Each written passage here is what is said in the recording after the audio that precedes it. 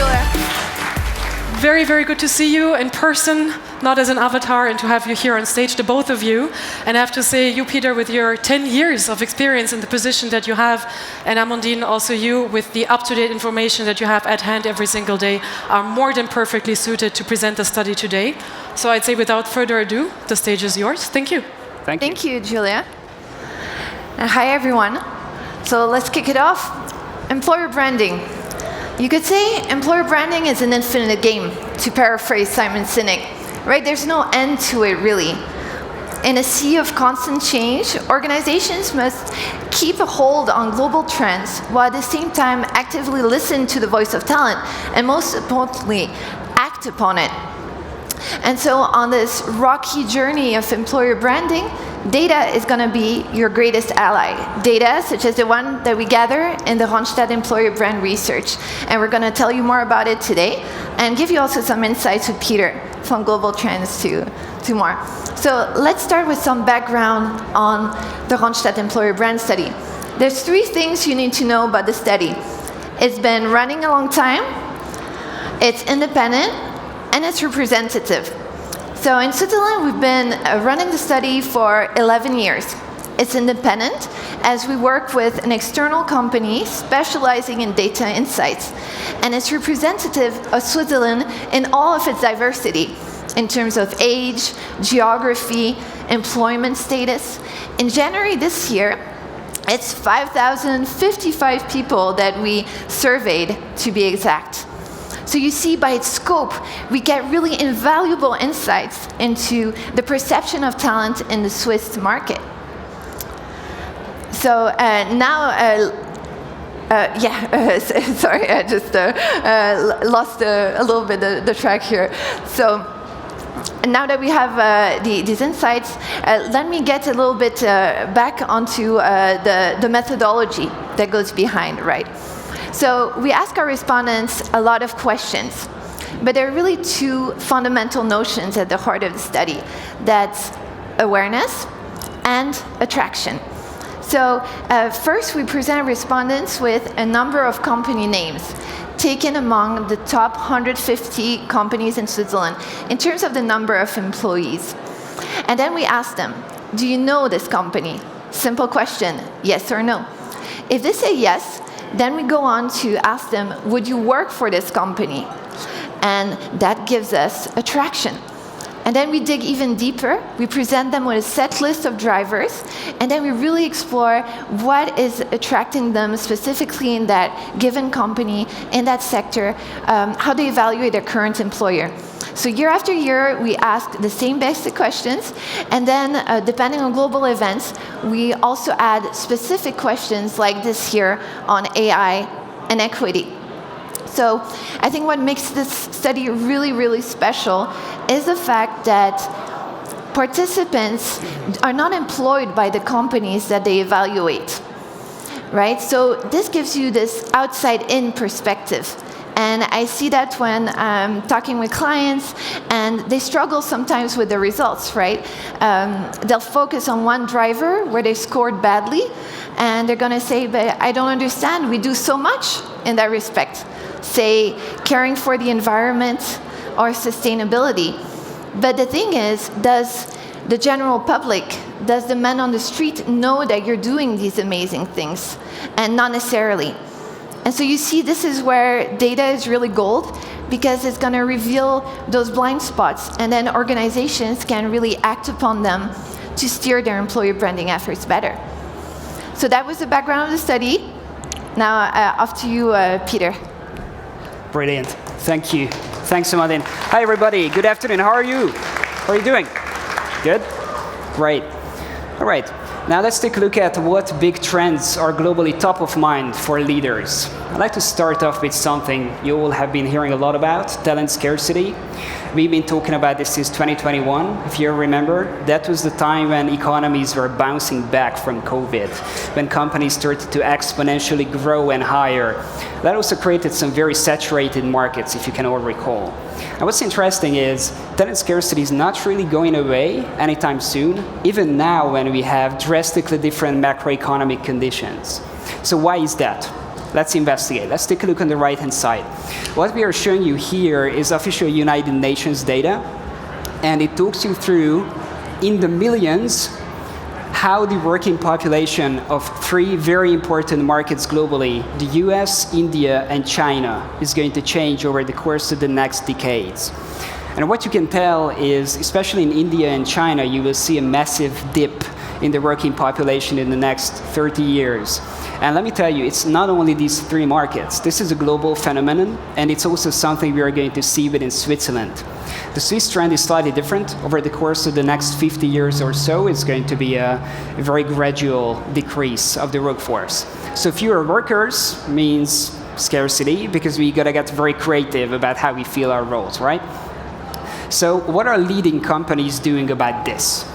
Well, in our opinion, when we have discussions with executives, they have four things they are usually focusing on. The first one is they are very intentional about their mobility programs and skilling.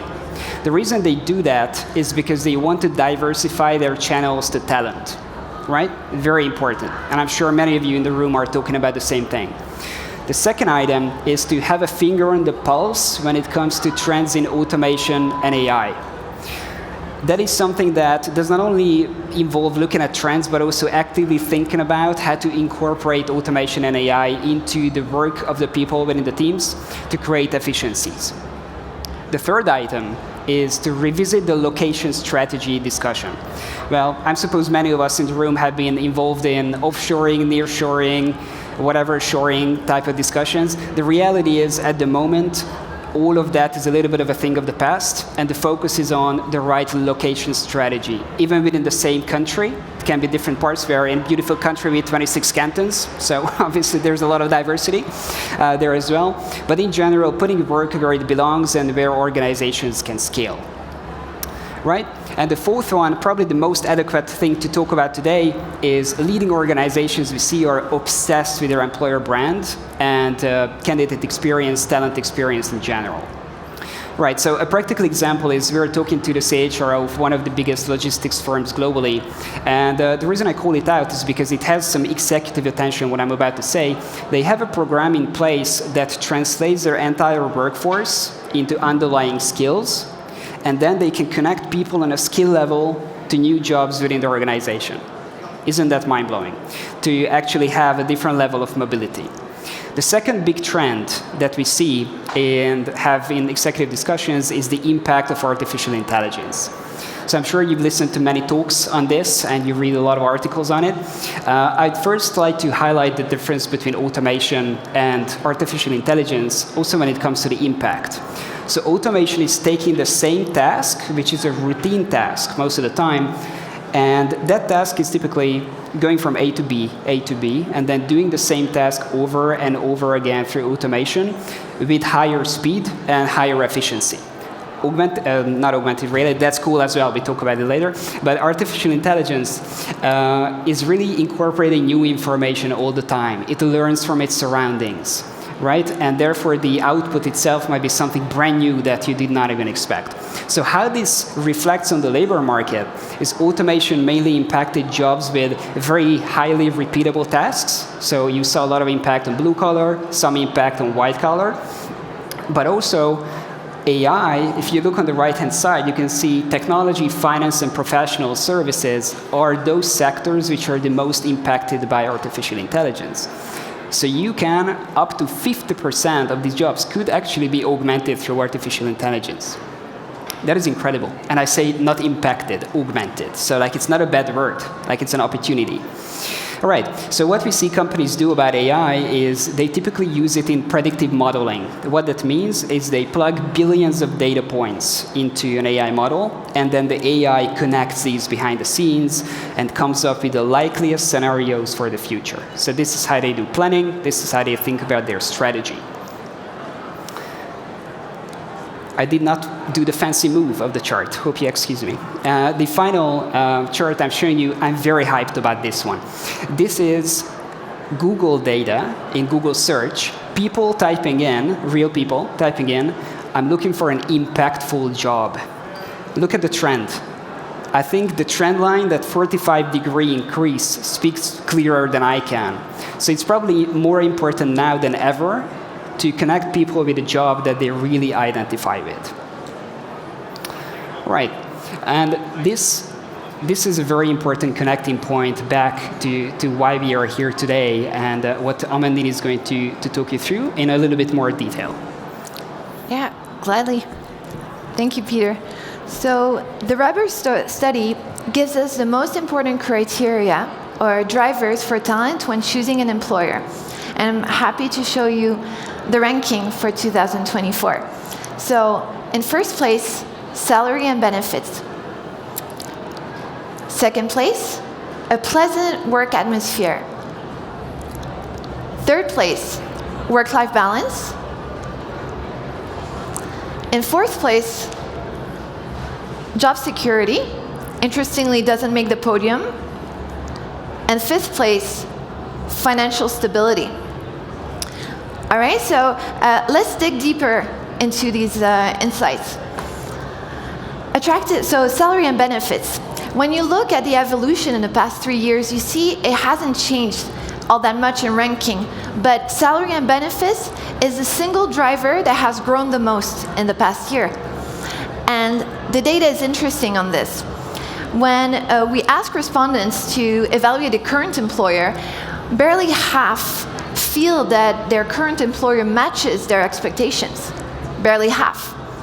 So that's interesting because it makes them twice as likely to leave their employer. So there's high stakes behind that driver.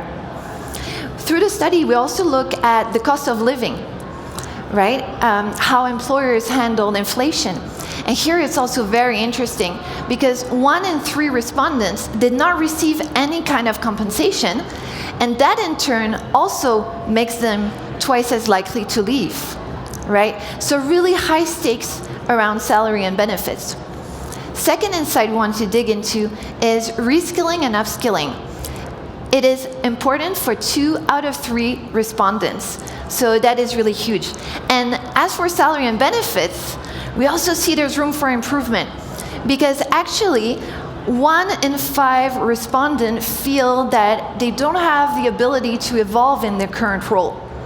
Right? So that's interesting. That's another thing that organizations can do something about. Work-life balance, remember, it was the third one on the podium.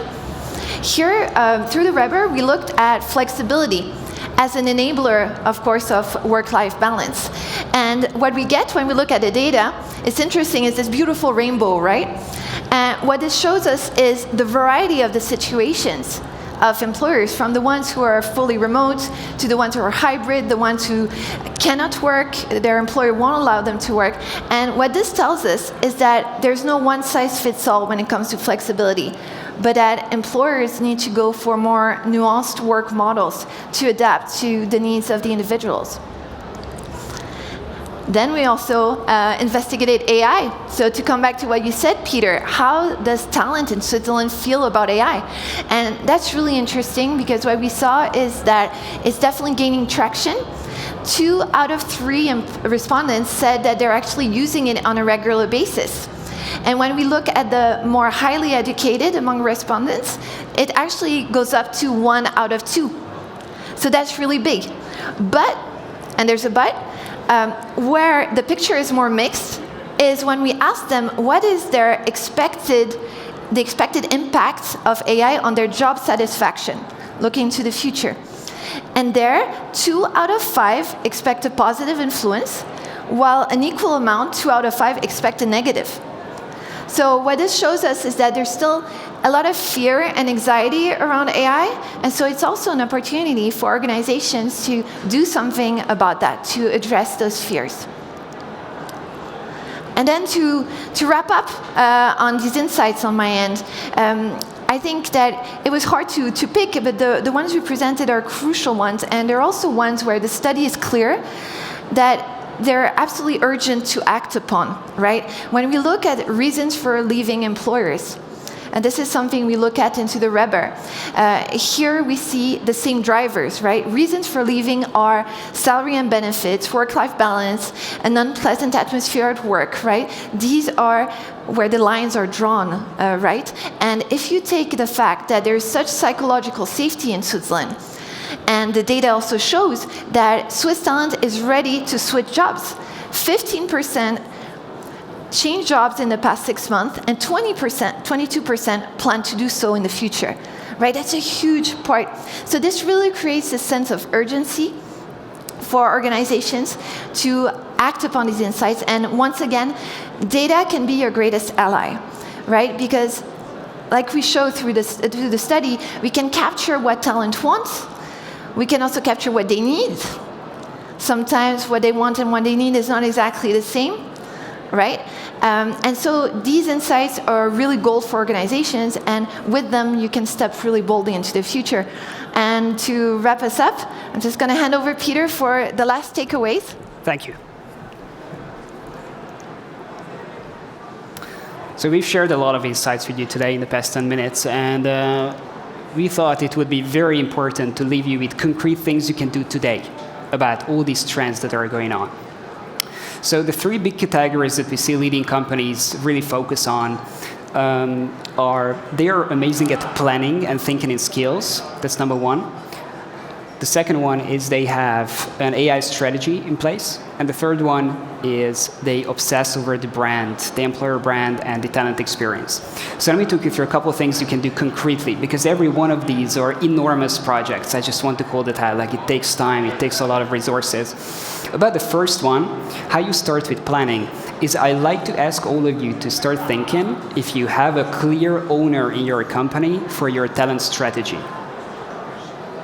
Think about it. If you don't, then you need to appoint somebody who really owns it.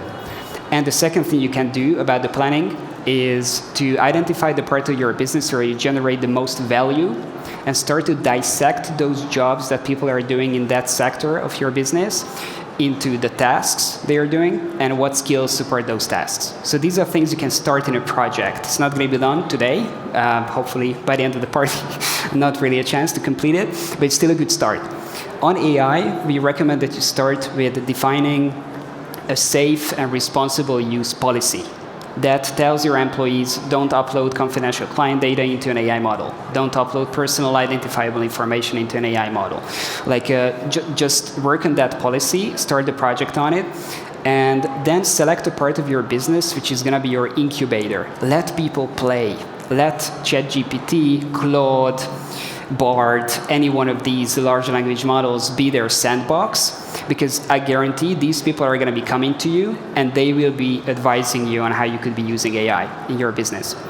The third item on employer brand, we recommend, again, you go back to that category in your business where you do the core impactful work, where you generate the most value, and survey your people, understand what their drivers are, what their aspirations and motivations are.